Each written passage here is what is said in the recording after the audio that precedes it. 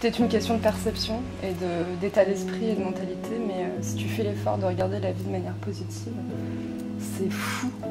Parce que c'est beau en fait, enfin, c'est trop bien, tu vois, je sais pas, tu vois plein de choses différentes chaque jour, je sais pas, tu vois des arbres, des oiseaux, tu rencontres des gens, t'apprends des petites histoires de chacun. En fait, c'est tellement riche, c'est tellement fou, c'est vraiment, t'apprends à ouvrir les yeux et à voir ce que t'as autour de toi, mais c'est hallucinant quoi. Et peut-être pour compléter ça, enfin, moi ce qui me passionne et ce que je trouve absolument incroyable, et là on sort carrément du cadre, on va dire, de la Terre, c'est qu'en l'état actuel de nos connaissances, on est la seule forme de vie qui existe dans l'univers. Et ça, je trouve ça assez incroyable, ça nous remet paradoxalement les pieds sur Terre. Et encore une fois, c'est juste de profiter de ce qu'on est en train de vivre. Et ça, c'était une prise de conscience. Moi, c'était vraiment ma prise de conscience de te rendre compte que on a une chance incroyable dans un espèce de truc infini, une espèce de petite boule qui ressemble, qui est la planète Terre, une petite planète bleue qui est complètement perdue. Et de se dire que là-dessus, t'as de la vie. Et voilà. Et que c'est pour l'instant la seule qu'on connaît qui abrite la vie.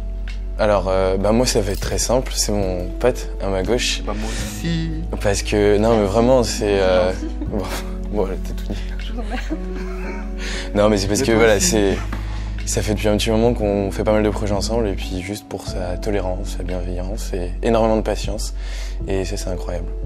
Ouais, moi, pour ton énergie, ton charisme. N'importe. Et si. Tout le monde a quelque chose à t'apprendre, à t'apporter, et tout le monde a quelque chose d'admirable en soi. Et voilà, il faut juste ouvrir ses oreilles et ses yeux et son cœur.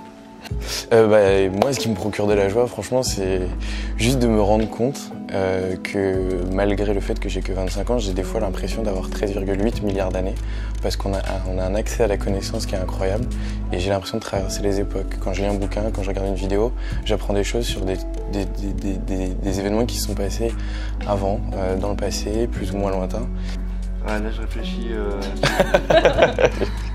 Il y a beaucoup de choses qui me procurent de la joie tous les jours. En fait, c'est des petits plaisirs quotidiens.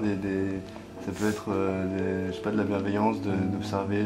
J'aime bien observer, par exemple, je suis toujours un peu contemplatif et observateur de ce qui m'entoure. Ouais, c'est plein de choses hyper simples tous les jours. Enfin, ça peut être un sourire dans la rue ou une conversation de 2 minutes avec une boulangère. Mais c'est tellement, je sais pas, il y a tellement de bienveillance dans sa manière de me parler que je sais pas, je trouve ça trop cool.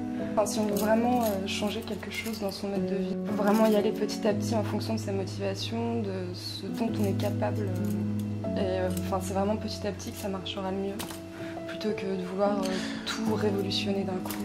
C'est comme la chanson de Gaël Faye qui dit les choses à son niveau, c'est faire une croix sur l'océan, se concentrer sur ses photos. C'est exactement ça. Je pense que les gens, des fois, peut-être se mettent trop la pression par rapport à ça. On veut tout faire, on veut tout changer, on veut que tous les problèmes soient effacés du jour au lendemain. Et malheureusement, on ne peut pas faire. Et je pense que chacun, à notre échelle, on peut se concentrer sur une chose. Et puis c'est après, en tant que groupe, en tant que force commune, on va dire que les choses vont avancer.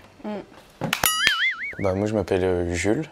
Bernard. On est parti du constat en fait qu'il y avait énormément de gens qui agissaient au quotidien pour faire de ce monde un monde meilleur.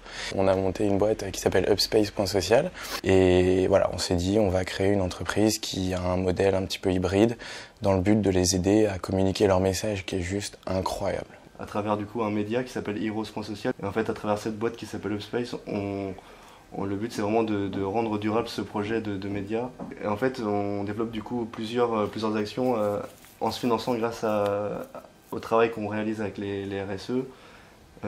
Et du coup ça permet par exemple de financer un projet avec Brahim qui est un SDF qu'on a rencontré un peu par hasard spontanément dans la rue, un peu comme tu fais dans tes interviews.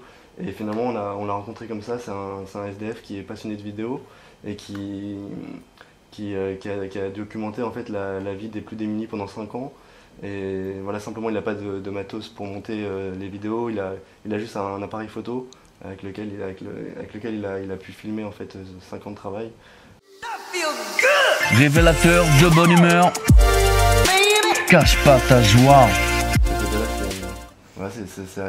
C'est plein de petites joies qui s'accumulent tous les jours, voilà, qui rendent heureux.